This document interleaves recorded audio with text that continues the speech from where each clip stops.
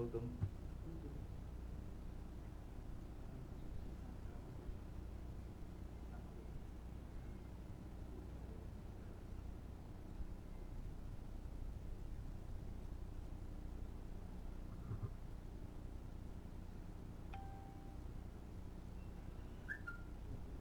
menit. Enggak dulu. Hitung 1 menit dulu, jangan langsung siapa.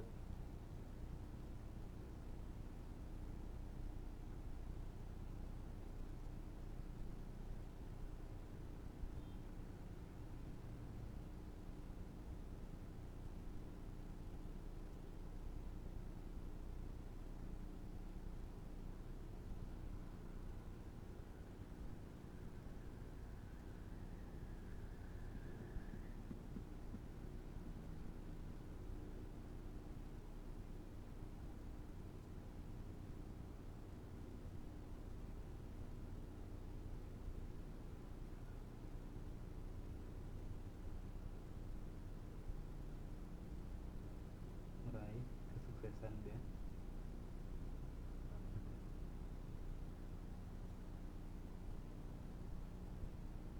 Tanpa terasa kita telah memasuki.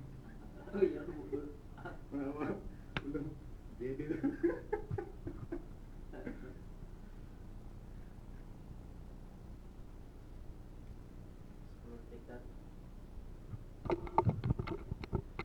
Ada anu kan? Yang namanya deh. Siapa sih?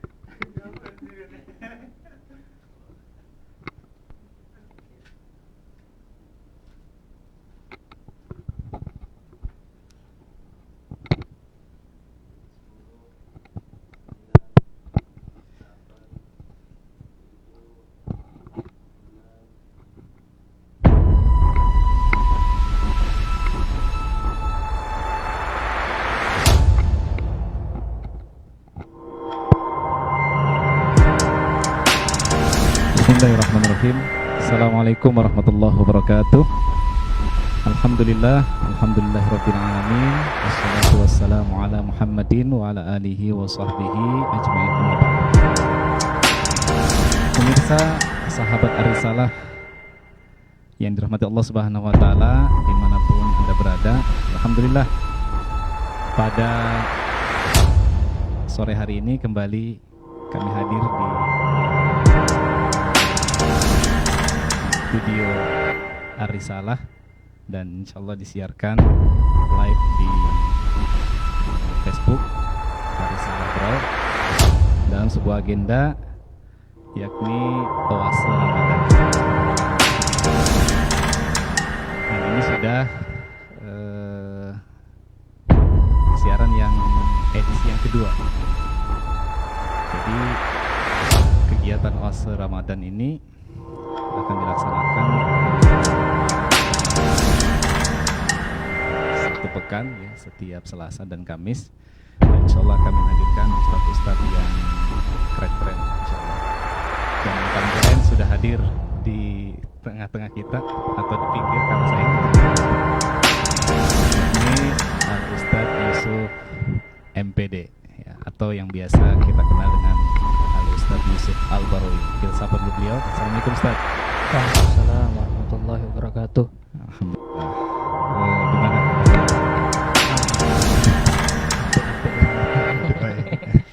Baik, alhamdulillah. Alhamdulillah.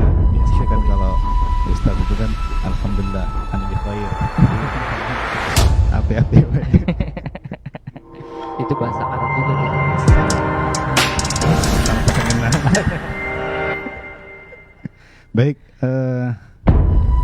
jadi beliau sudah hadir di tengah-tengah kita dan sebagaimana dipublikasikan di media sosial Facebook,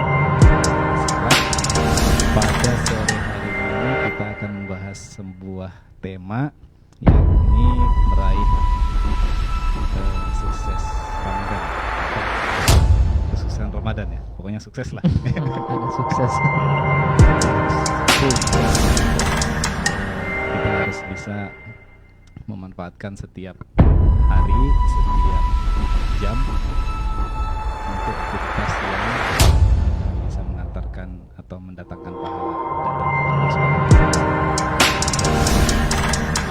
Bukan sesuatu yang hanya yang mubah saja, ya, tapi kita perbanyak yang sunnah, kita perbagus yang wajib.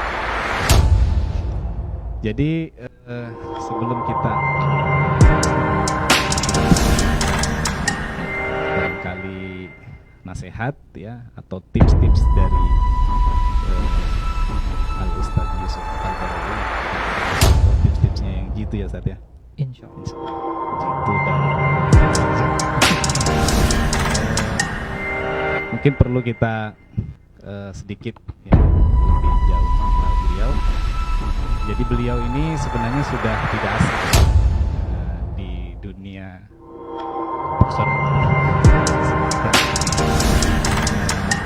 dakwah ya di Berau ya.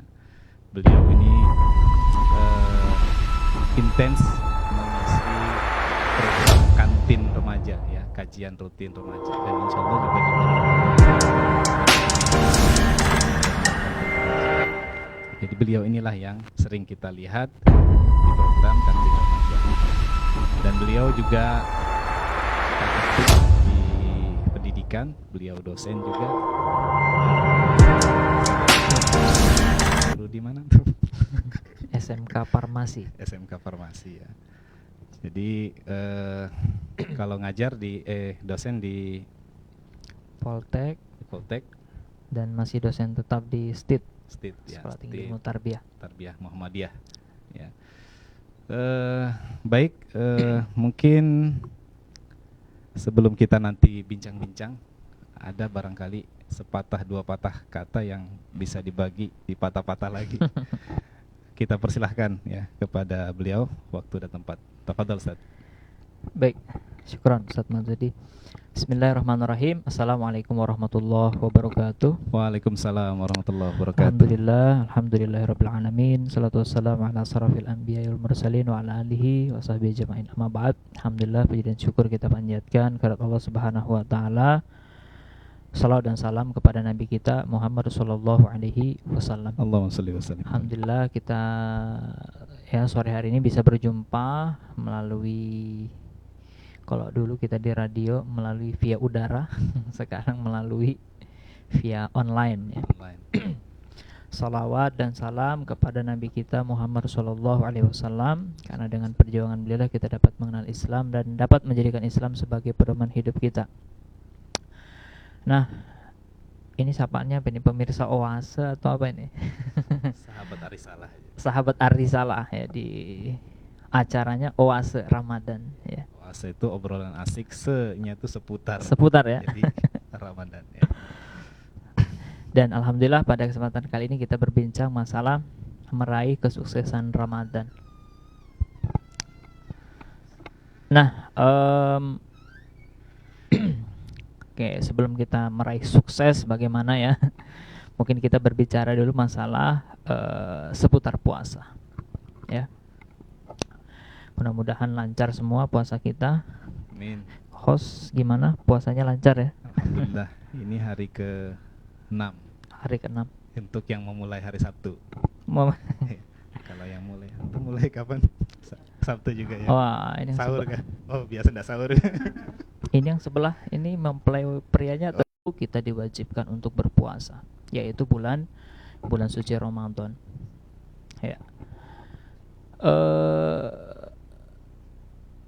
Kalau kita melihat sejarah ya, puasa-puasa di kalangan ya atau di masa nabi terdahulu ya.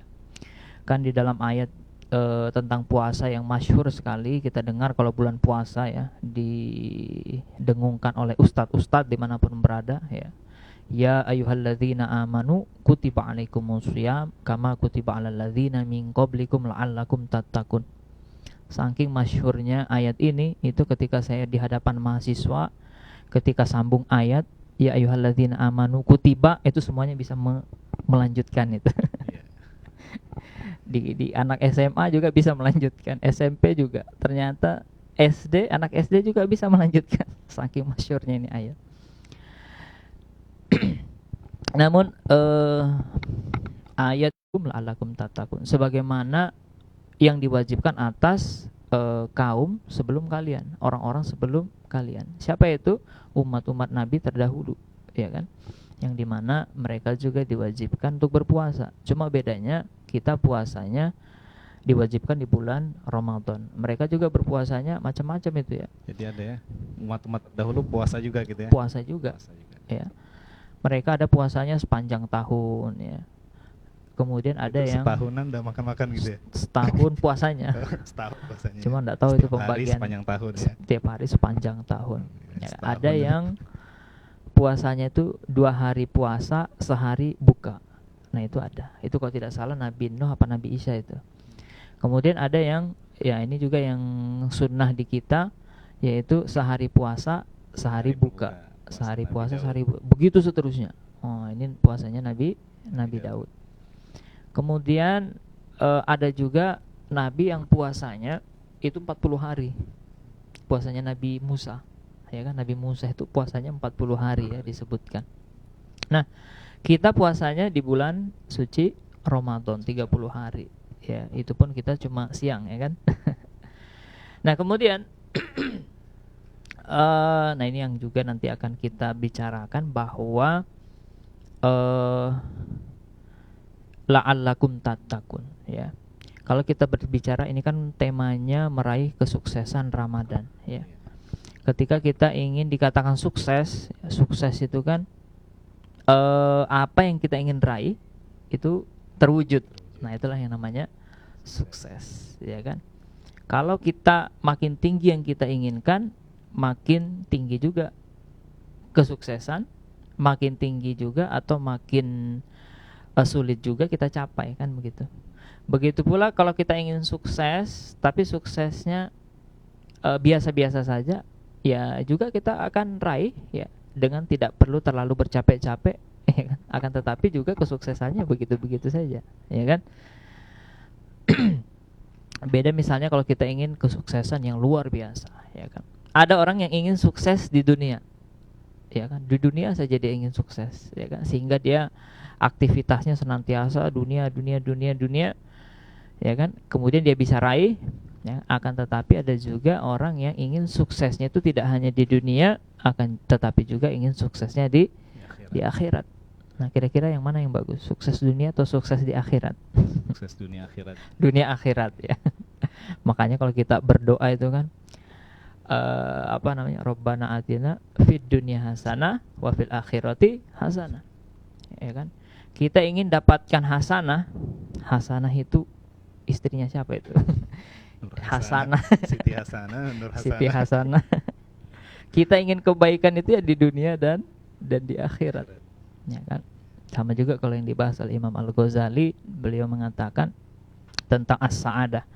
Konsep as-sa'adah itu kebahagiaan ya. Kebahagiaan itu ternyata bisa juga diraih oleh orang-orang yang tidak beriman. Ya kan? Tapi itu namanya kebahagiaan majazi ya. Akan tetapi juga ada orang yang sukses, ingin sukses, kebahagiaannya tembus sampai ke akhirat. Nah, inilah yang dinamakan kebahagiaan hakiki. Wah, ini. Kalau tadi yang majazi itu yang beriman tidak beriman bisa, tetapi yang sampai kepada akhirat ini hanya orang yang beriman. Jadi kita mestinya tidak perlu heran ya melihat orang-orang yang tidak beriman tapi kelihatan sukses kelihatan ya. Bahagia. Ya betul. Majazi itu ya. Majazi. Ya. Insya Allah. Makanya ada seorang ulama tafsir ya, itu pernah ditanya itu begini pertanyaannya, apa menurut anda bagaimana menurut anda tentang negara Amerika yang begitu suksesnya dari sisi ekonomi, militer, politik, kemudian infrastruktur ya kan, bahkan dia itu menjadi kiblatnya ilmu pengetahuan sekarang. Ketika saya kan mengajar di SMK Farmasi itu, salah satu kiblat yang paling disenangi orang saat ini ya, terutama misalnya berbicara masalah obat-obatan, kedokteran, itu salah satunya itu adalah Amerika yang jadi kiblatnya. Bahkan menjadi rujukan sains teknologi adalah Amerika. Nah, ini ditanyakan sama ulama tafsir ini, Amerika yang negaranya hebat seperti itu bagaimana menurut Anda? Padahal dia itu tidak melandaskan negaranya pada Islam misalnya. Tidak berhukum pada hukum Tidak Islam. berhukum pada hukum Islam. Berarti kan kalau kita lihat sukses betul itu kan. Iya. Sudah syariah berarti. Sudah syariah. Kemudian karena ulama tafsir kan ya, Iya. hebat dia menjawabnya, dia bilang begini. Apakah setiap rumah yang mewah, apakah penghuninya itu pasti akan bahagia? Ayo tidak. Apakah setiap rumah yang mewah itu penghuninya pasti bahagia? Apakah setiap orang yang punya mobil mewah itu memastikan yang punya itu bahagia? Ternyata kan, kenyataannya kan Tidak. tidak. Iya. Berapa banyak orang kaya tapi tidak bahagia. Ya, ini saya contoh yang paling mudah kita contoh, yang sering kita lihat itu adalah artis-artis itu kan ya. Kurang apa Sudah kayanya? kaya, Mm-mm. yang laki-laki gagah, yang perempuan cantik, Cantik, kelihatan bahagia, kelihatan bahagia, dan narkoba. narkoba. Yang penting ada A di belakangnya. Narkoba artinya apa? Ketika kehidupan mereka tidak merasa sukses, ya tidak merasa bahagia, ya kan, semua yang dia inginkan itu bisa dia raih, tapi kebahagiaan tidak dia dapat. Nah, pasti dia ingin mencoba sesuatu yang lain ya, supaya dia bisa nge-fly, merasakan kebahagiaan yang fana dan seterusnya. Wah, ini baru kita berbicara masalah kebahagiaan ya. Nah, konteksnya tadi kalau bernegara ya dilihat saja nanti data masyarakatnya ini bahagia atau tidak. Ternyata Amerika itu salah satu negara yang paling tinggi tingkat insomnianya. Insomnia itu orang yang sulit tidur, mengalami kesulitan tidur. Yang penyebabnya itu adalah, yang paling terbesar penyebabnya itu adalah stres. Berarti negara yang sebesar itu punya masyarakat yang stres banyak gitu ya. Stresnya banyak. Stresnya banyak. Artinya apa? Tidak diimbangi oleh masyarakat yang mengalami kebahagiaan yang baik gitu. Akan tetapi seperti itulah keadaannya. Itu baru satu ya, belum lagi penyakit-penyakit masyarakat yang lainnya ya. Problem sosial juga. Problem sosial dan sebagainya. Nah, kembali kepada yang tadi puasa ya. Ketika kita ya, orang yang berpuasa itu kan pasti nanti ujung-ujungnya ya kan, yang kita harapkan dari puasa itu kan yang di ujung ayat tadi, la'allakum tattaqun ya, agar kalian menjadi orang-orang yang bertakwa, kan seperti itu. Nah, tentu saja ya, ketika kita ingin melakukan ibadah, ibadah itu kan nanti dorongannya dorongan apa itu? Dorongan duit kah, dorongan iman kah, atau dorongan yang lainnya? Tentu saja dorongan keimanan. Makanya di ayat itu yang diseru adalah siapa? Ya ayyuhalladzina amanu, orang-orang yang beriman. Nah, ternyata setiap ibadah itu kan selain kita siap melakukannya, semua ibadah di dalam Islam itu sebenarnya kita umat Islam itu pasti siap. Ya, sesibuk apapun pasti siap. Karena sudah ada ayatnya ya kan. La yukallifullahu nafsan illa wus'aha. Allah tidak akan membebani ya kan seseorang itu di luar kadar kemampuannya.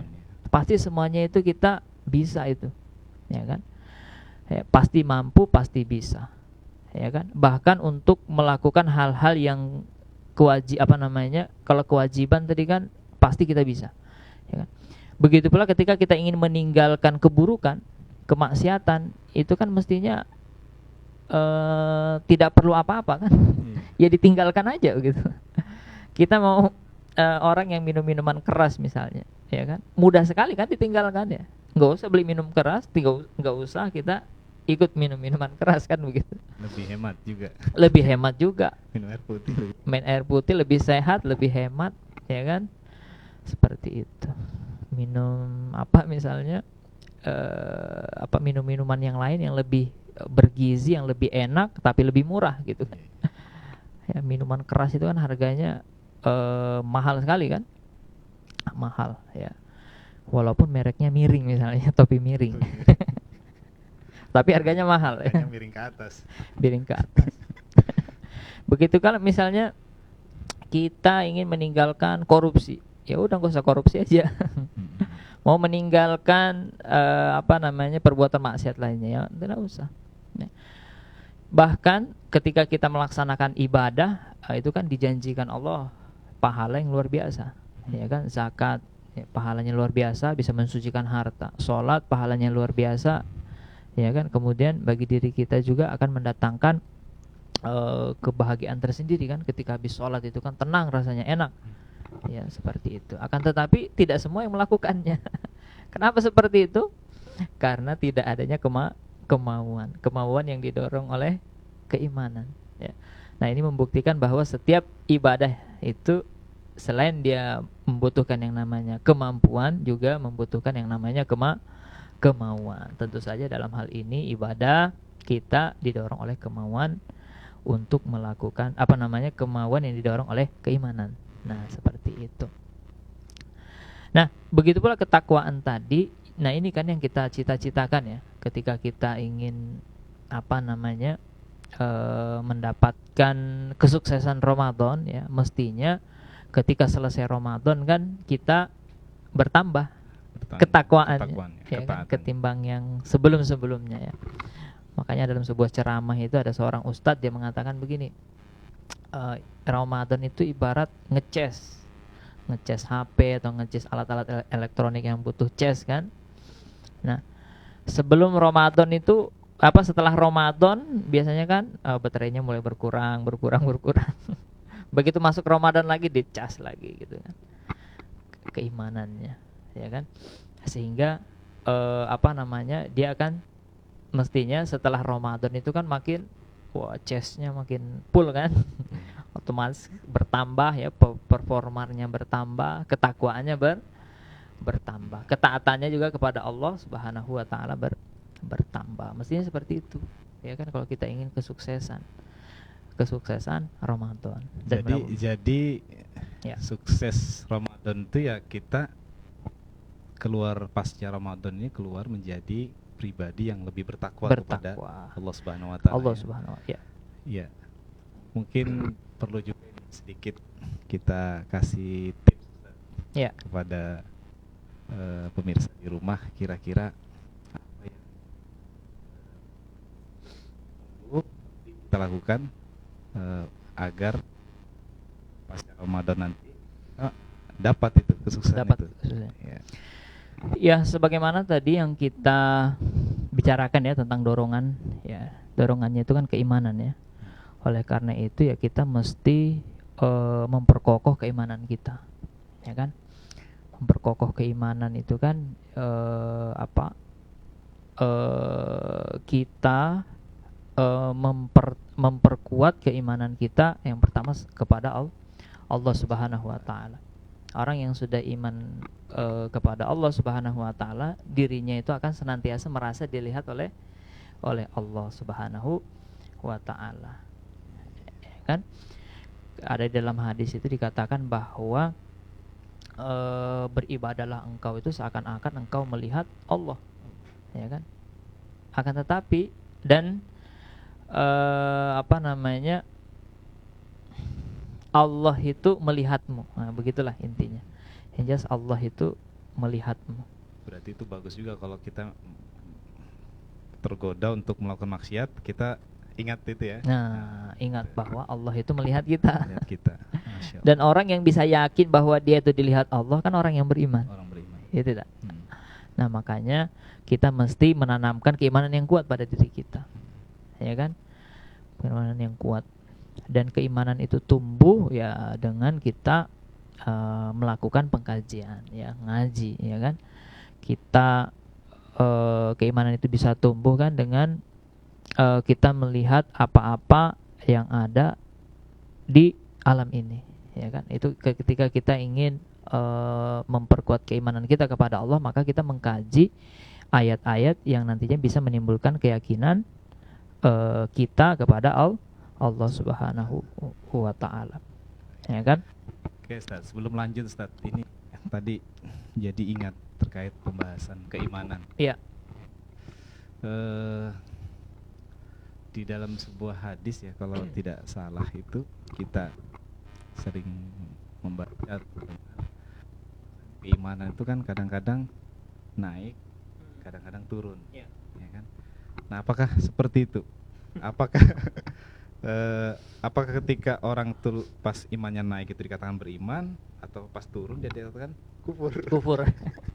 Keimanannya naik turun ya. Naik turun. Berarti kalau turun kufur, kalau naik iman lagi ya. Iman lagi. Itu seperti apa kita memahaminya? Jadi ini juga barusan kemarin itu ya, saya lihat salah satu status teman di Facebook, dia bilang begini. Apakah ini yang dikatakan iman itu naik? Dia bilang. Setiap dengar azan itu pengennya ke masjid aja. Berarti kemarin-kemarin dia itu enggak apa-apa ke masjid kan. Iya, iya.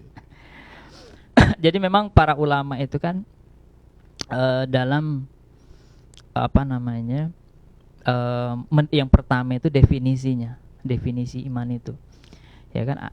Ulama juga ada yang mengatakan iman itu tasdik bil qalbi, ikrar bil lisan, wal amal bil jawari. Nah itu ada yang mendefinisikan iman itu seperti itu.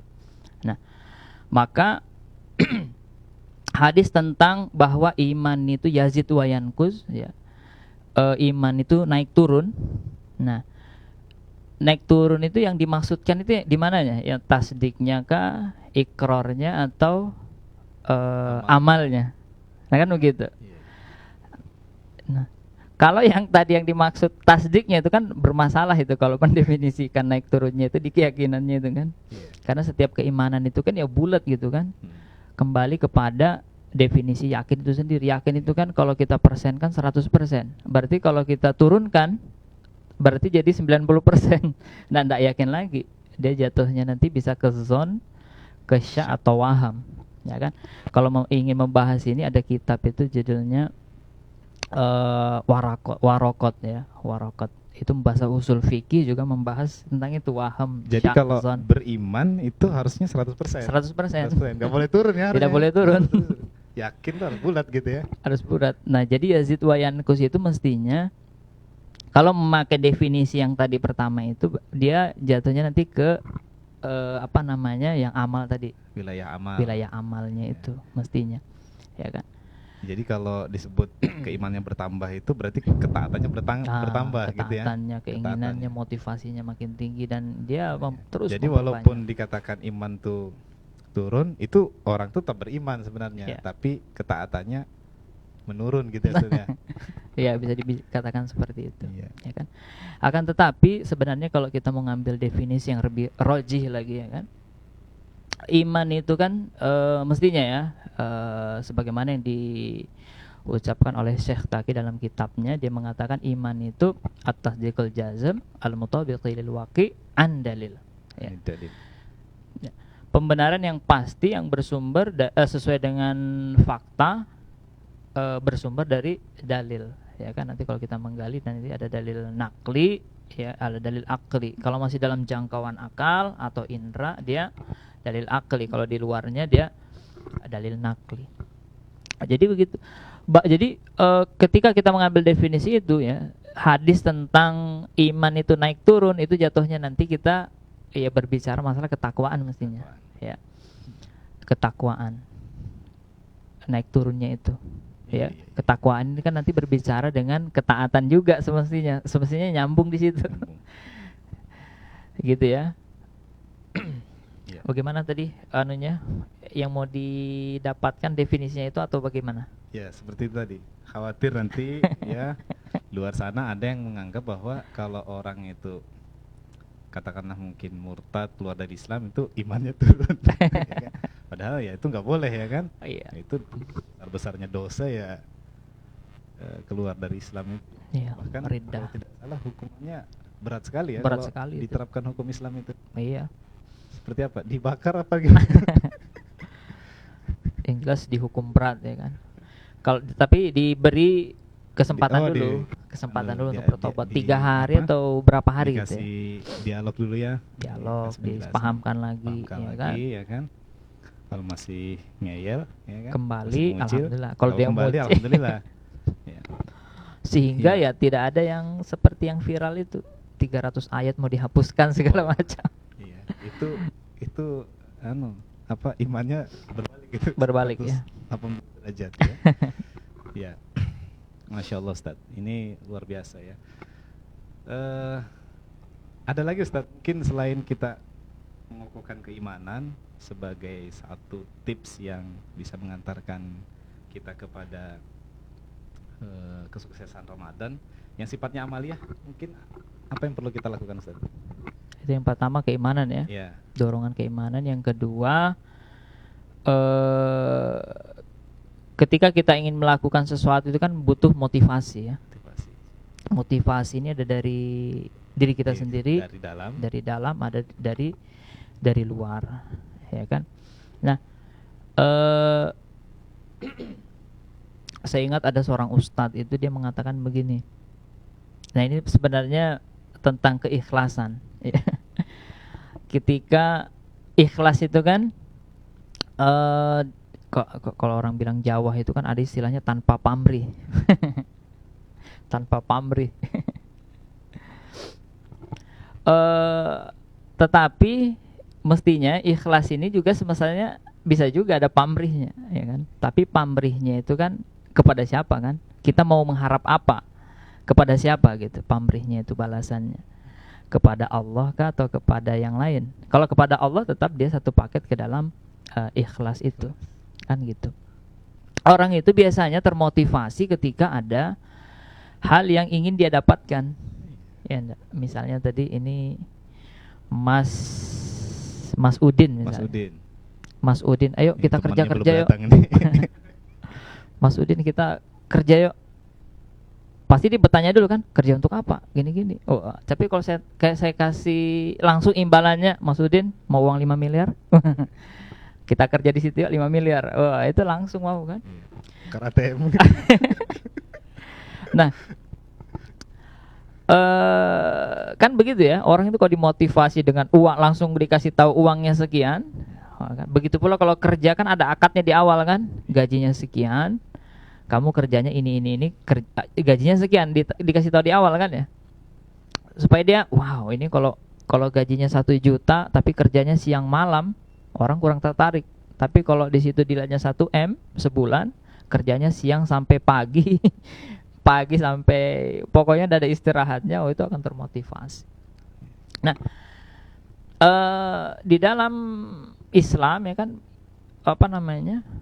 kita itu kan di dalam orang-orang yang bertakwa itu kan dijanjikan Allah hal-hal yang luar biasa kan. Ya.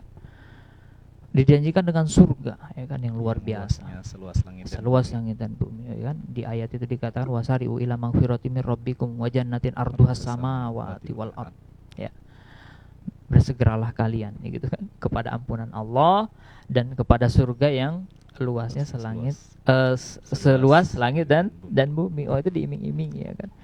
Nah, jadi dalam amal itu ya dalam kita melakukan sesuatu itu ya bayangkan bahwa ketika kita melakukan sesuatu itu ya yang pertama dengan ikhlas ya, bahwa Allah itu akan membalas perbuatan kita. Nah, itu akan semakin takwa kita itu, ya kan. Dan juga kita kan juga mesti tahu sebelumnya ya definisi takwa itu apa, ya kan. Umar bin Abdul Aziz itu mengatakan bahwa takwa itu bukan hanya orang yang bangun malam, kemudian di siang harinya dia puasa, malamnya dia mendirikan sholat dan seterusnya seperti itu. Bukan hanya itu, tetapi orang yang takwa itu orang yang meninggalkan apa yang diharamkan Allah dan menunaikan apa yang diperintahkan oleh Allah Subhanahu wa taala. Allah Subhanahu wa taala. Orang yang bertakwa itu ya seperti itu, menjalankan aturan, meninggalkan hal-hal yang dilarang, ya kan. Dan ketika kita melakukan itu, Allah akan kasih balasan yang luar biasa, ya kan? Surga, ya kan. Allah kasih balasan. Ya, terkadang kita melakukan kebaikan itu kadang Allah itu balas langsung di dunia kan. Nah, ini ketika kita hanya mengharapkan itu dari Allah, tidak mengharapkan dari dari manusia itu juga termasuk ikhlas. Nah, itu yang bisa memotivasi kita semestinya. Oke, jadi ikhlas itu Amalan bukan ikhlas. tanpa pamrih sebenarnya, Iya. tapi kepada siapa kita persembahkan amal kita itu Amal ya. kita Ustaz? itu ya. Insya Allah. Jadi kalau misalkan kita beribadah kepada Allah agar mendapatkan surga, itu termasuk ikhlas gitu ya. Ikhlas, ya. Jadi kan ada lagu itu, jika surga dan neraka tak pernah ada Tak pernah gitu kan. ada, ya.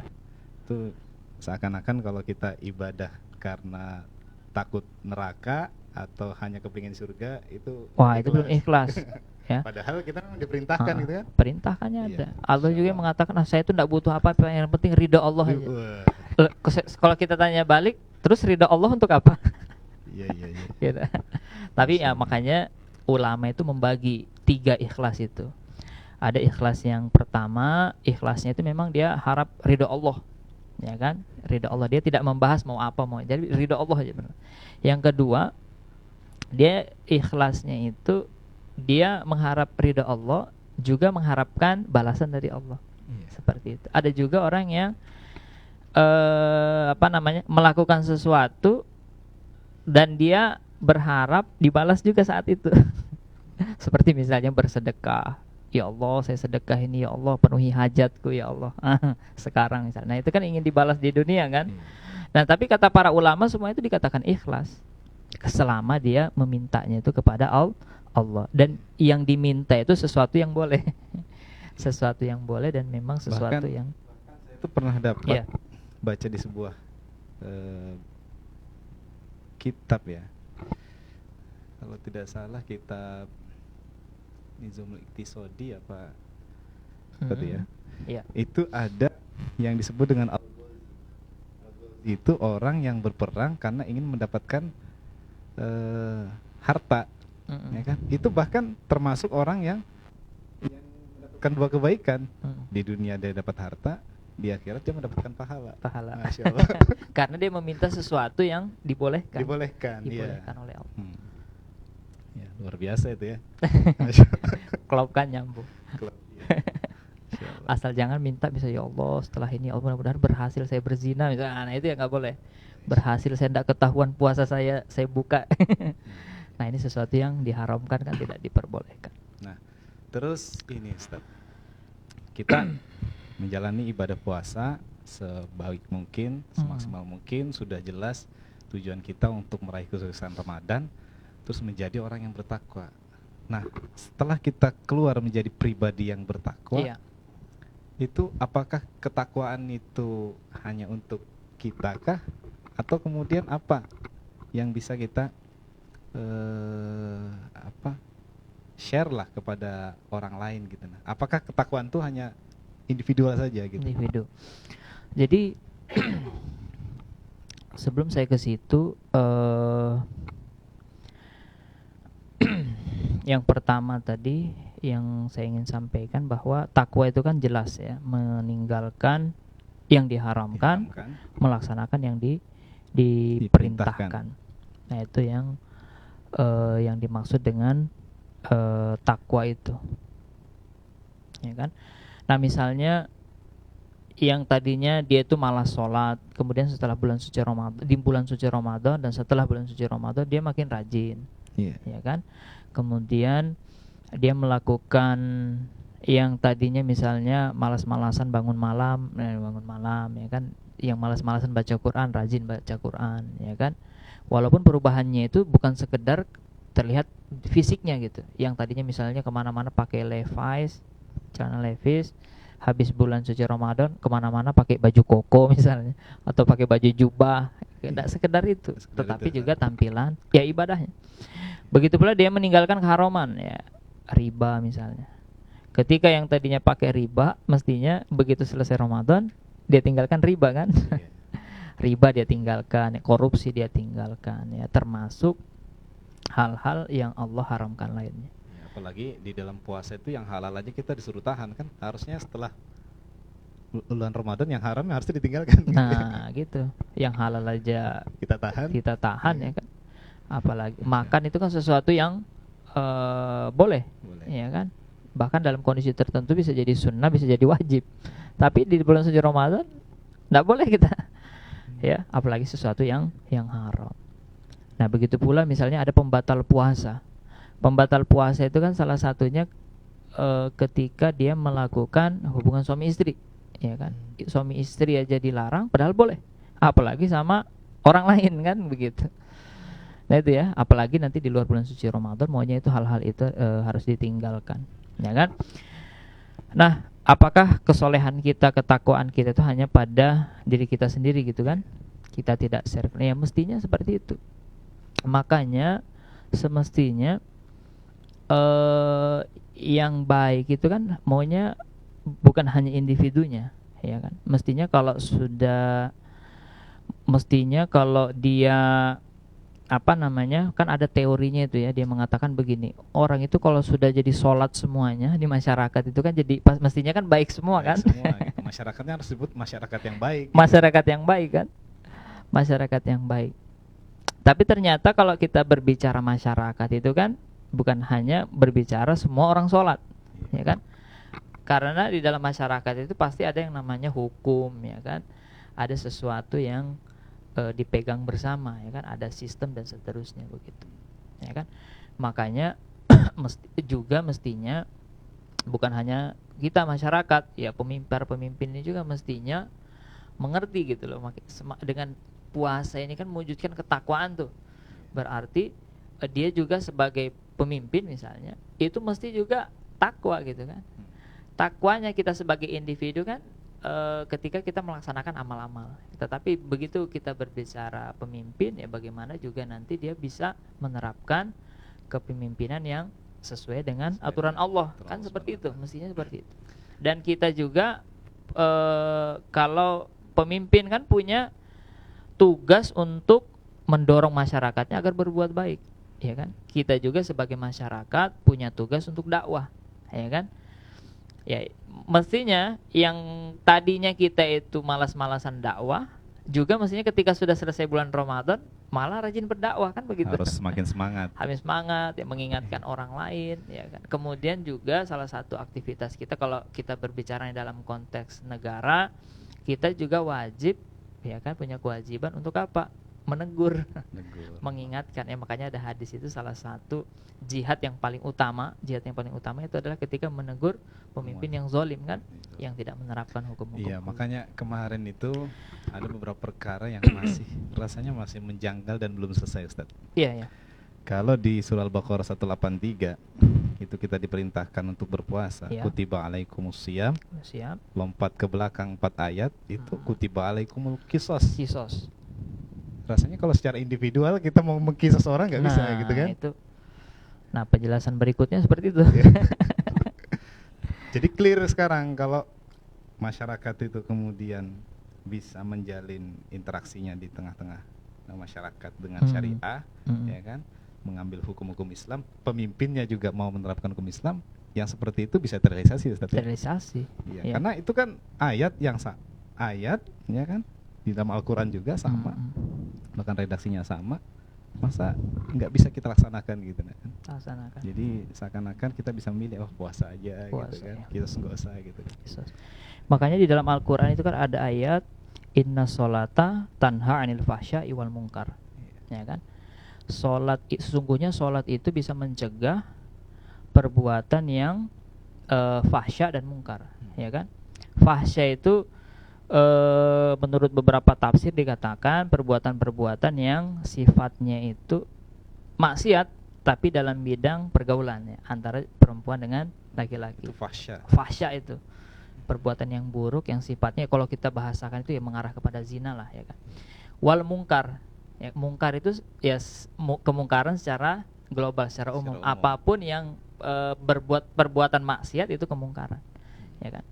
Ada orang itu ternyata dia itu bisa, ini secara psikologis ya, secara fisik kita lihat alim, suka ke masjid, tapi diam-diam ternyata melakukan fahsya tadi, iya kan?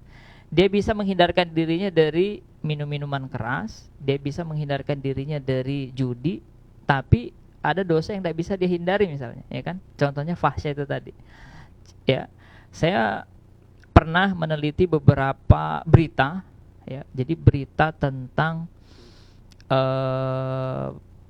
apa perzinaan yang dilakukan oleh orang-orang yang dalam tanda kutip dijuluki ustadz. Ternyata kesalahannya rata-rata itu melakukan perbuatan yang ke arah situ, fahsya itu.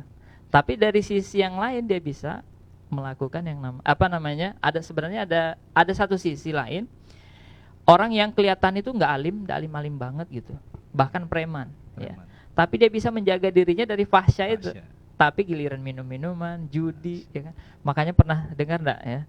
Ada orang itu kalau sudah masuk penjara, itu kan orang-orang yang kasus seperti apa?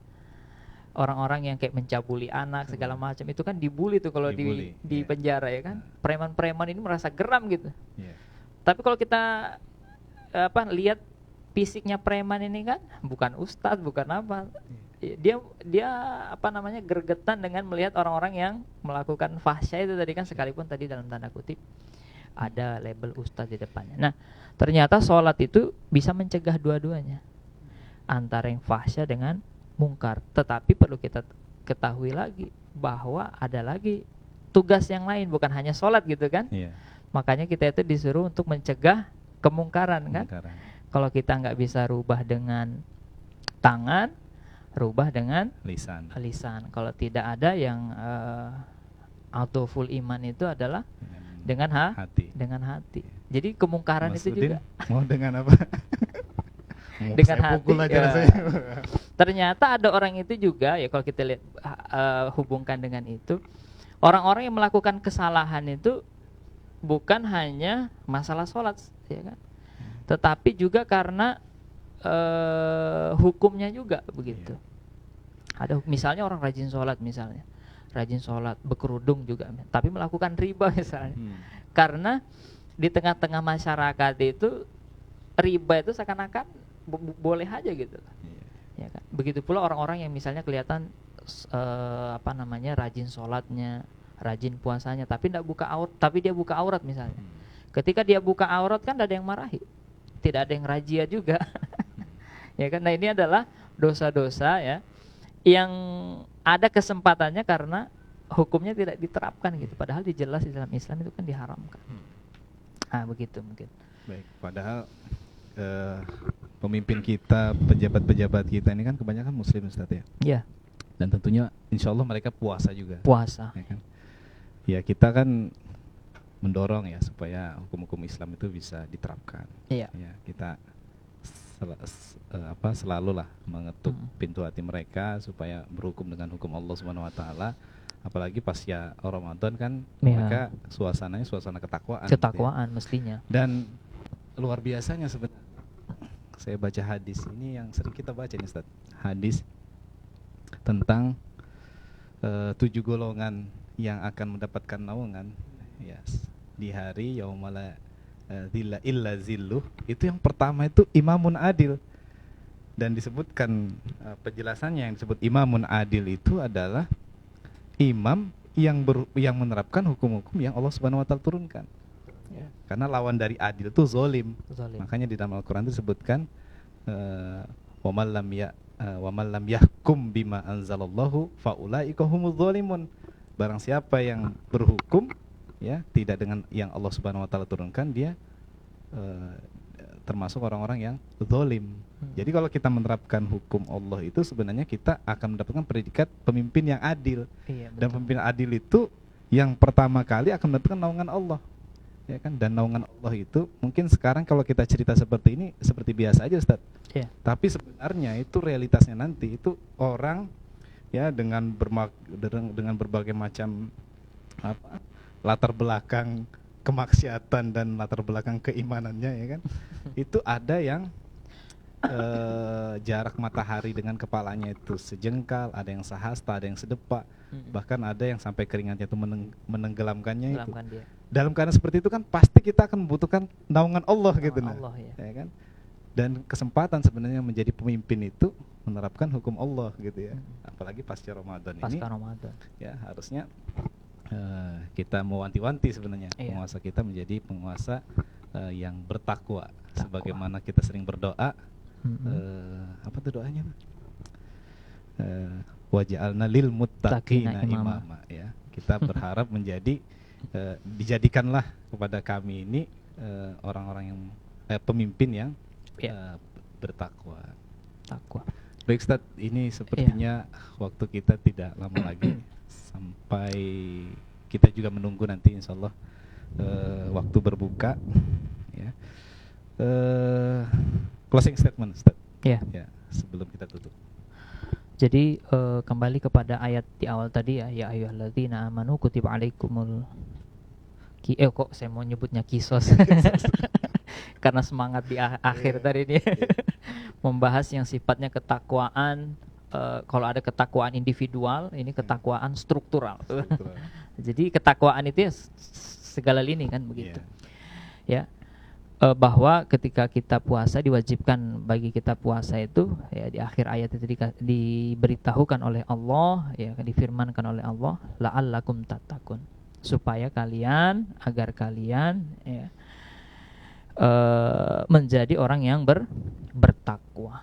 Jadi semestinya ketika kita sudah melalui proses yang namanya puasa ya di bulan suci Ramadan, kita sudah menghadapi bulan suci Ramadan, mestinya setelah bulan suci Ramadan kita menjadi orang yang bertakwa ya. Sebagai individu kita bertakwa, menjalankan semua perintah Allah. Begitu pula di dalam masyarakat, mestinya juga masyarakat yang bertakwa. Di tengah-tengahnya ada yang menjadi patokan itu adalah halal haram ya. Ketika haram ditinggalkan, halal diterima ya kan, dan diatur dengan hukum-hukum Islam. Begitu pula pemimpin ya mestinya juga kalau dia dikatakan bertakwa ya, sukses dia melalui Ramadan ini dia menjadi pemimpin yang bertakwa, dan takwanya pemimpin itu adalah dengan menerapkan hukum-hukum Allah. Masya Allah. Bukan hukum-hukum yang lain. Makanya Allah berfirman kan fahkum bainahum bima anzalallah. Yang dipakai itu kan hukum apa yang diturunkan oleh Allah, hukum Allah. Nah, terkadang kita ini lucu ya, diminta fahkum bainakum tadi nggak mau, tapi giliran fankihu misalnya fankihu minan nisa masna fankihu matawalakum minan nisa, dia mau kan. Itu yang rajin dibahas, tapi giliran fahkum ogah-ogahan gitu. Giliran 2, 3, 4 oke. Padahal ayatnya itu diawali fa nya kan, huruf fa itu. Fahkum satunya fankihu kan gitu.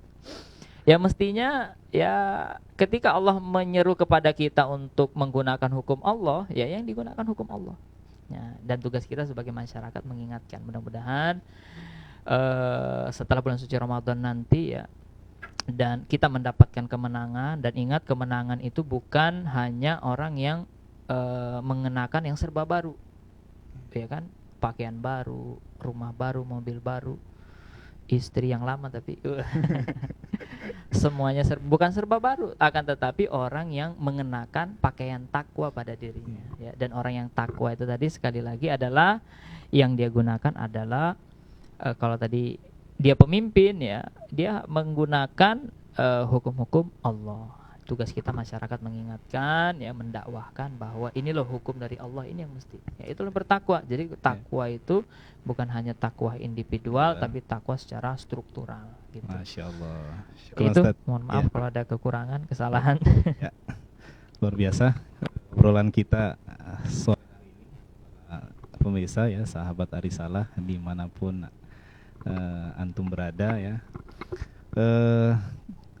Closing statement yang menarik tadi adalah bahwa Idul Fitri itu bukan mereka yang mengenakan pakaian baru atau apapun yang serba baru ya, aksesoris ya kan, tapi yang ta'atuhu tazid ya, kalau tidak salah ya, ketaatannya bertambah ya. Nah, ini pesan yang di waktu-waktu seperti inilah sebenarnya yang paling pas ya kan, karena masih ada waktu bagi kita untuk memaksimalkan ibadah kita ya, sebagai pengokoh nafsiyah kita, hingga nanti pasca Ramadan kita bisa menjadi pribadi yang ketaatannya bertambah ya, sehingga dalam hal dakwah kita semakin semangat dalam berdakwah ya. Demikian mungkin pemirsa yang dirahmati Allah Subhanahu wa taala yang bisa kami sampaikan untuk kesempurnaan obrolan atau majelis kita pada sore hari ini. Kita sempurnakan dengan membaca doa kifaratul majelis. Subhanakallahumma wa bihamdika asyhadu an la ilaha illa anta astaghfiruka.